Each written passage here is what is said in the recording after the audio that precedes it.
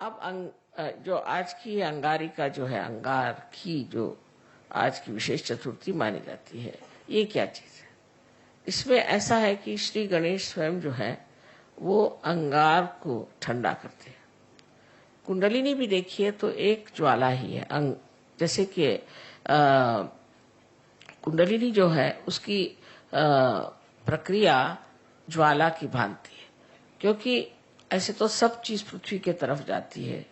आप जानते हैं कि गुरुत्वाकर्षण से, ग्रेविटी से सारी चीजें पृथ्वी की तरफ जाती है, और सिर्फ ये जो ज्वाला है यही ऊपर जाती है। कोई सी भी आग ऊपर की तरफ जाती है और बाकी सब चीजें पृथ्वी की तरफ दौड़ती है। ऊर्ध्व गति सिर्फ एक इस चीज को मिलती है कि जो अग्नि है, और इसलिए ये जो है ये आपकी अग्नि को शांत कर सकते हैं।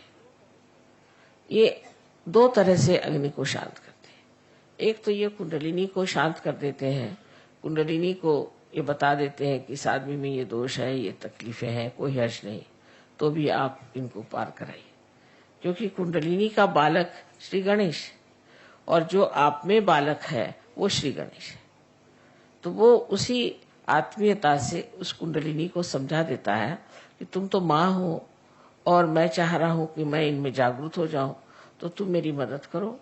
और वो इस तरह से शांत हो जाती है सोच करके कि मेरा बालक ही ये चीज को मांग रहा है, तो वो अपनी जो भी उनके अंदर गर्मी हो, कुछ हो, उसमें एक तरह से शांति आ जाती है। जैसे कि आपने सुना होगा कि एक बार देवी बहुत नाराज हो गई और देखा कि संसार में बहुत कुछ लोग बहुत गलत काम कर रहे हैं, और उसे इतनी तकलीफ हुई, इतना संताप हुआ कि ये सारी सृष्टि जो मैंने बनाई इसको ही मैं नष्ट कर देती हूँ। तो उन्होंने ये सोच करके और सब दूर संहार की स्थिति बना ली और बहुत नाराज हो गई। और जब उनका नृत्य शुरू हो गया तब श्री महादेव ने ये सोचा कि देवी तो इतनी नाराज है, क्रुद्ध हो गई, अब सब संसार नष्ट ही हो जाएगा, तो इसका इलाज क्या है? तो उन्होंने उन्हीं का बच्चा जो कि कार्तिकेय था उसको देवी के पैर के नीचे डाल दिया। उस पे पैर रखते ही उनकी इतनी बड़ी जीभ निकल आई, ये मैं क्या करूं? जो इतनी क्रोध से लाल थी वो भी उस बच्चे को देख करके एकदम शांत हो गई। इसी प्रकार ये हमारी कुंडलिनी को एक प्रकार से शांत कर देते हैं कि तुम अपने बालक को जन्म दे रही हो, इस वक्त नाराजी ठीक नहीं किसी भी तरह से। कभी कभी तो कुंडलिनी को हमने इतना सताया होता है क्योंकि गलत गुरुओं के पास गए या कुछ गलत हम लोगों ने भी काम किए, तो बेचारी कुंडलिनी लस्तम पस्तम बिल्कुल रहती है।